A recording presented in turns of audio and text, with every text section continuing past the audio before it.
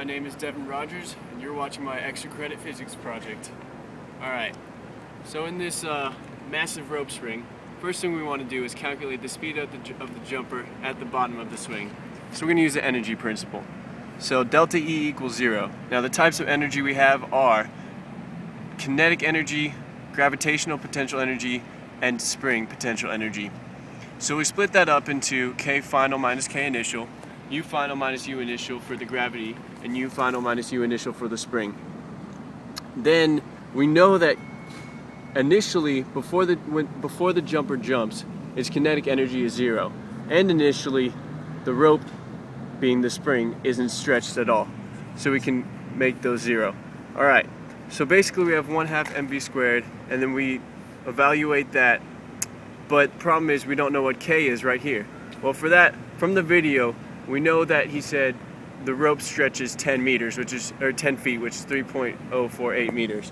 So using that, we can use F equals Ks, and we know that F is equal to the force of gravity, which is mg. So now we solve for K, which is 225. So then we can plug that back in right here. Once you evaluate all that, you get the velocity at the bottom is equal to 28.4 meters per second. Number 2, tension in the ideal rope.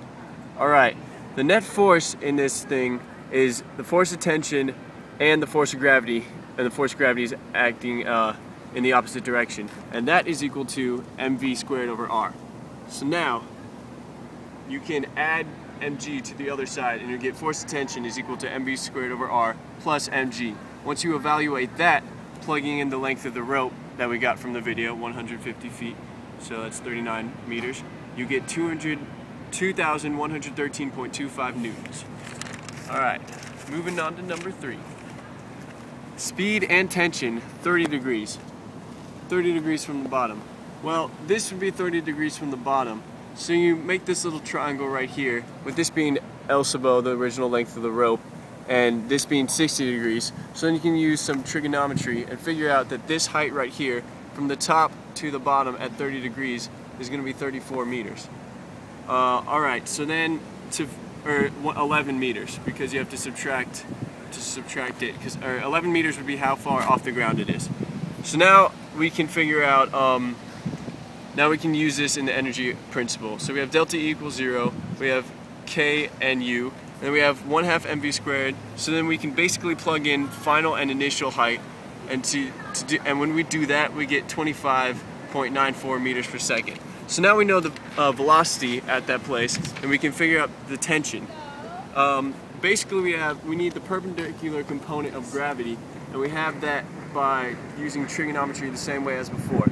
So now we have tension minus alpha, I called that the perpendicular component of gravity, is equal to mv squared over r. So when you evaluate that, you basically get, with r being the original length of the rope, you get 1981.65. Alright, number 4, the stretch at the bottom of the rope. When we have force of tension minus gravity is equal to the force of the spring at the bottom.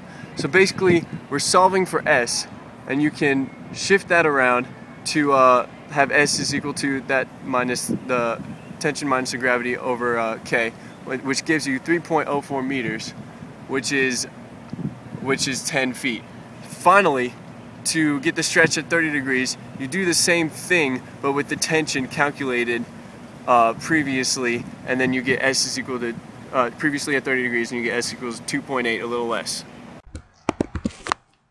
So as you can see, this is the ideal motion, where the blue arrow is the net force, and the green arrow is the parallel component of the net force, and the yellow arrow is the perpendicular component of the net force.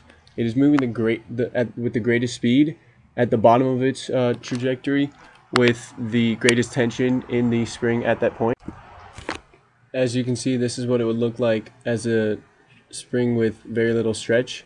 It is basically just a pendulum, which compared to my analytical predictions is not very accurate.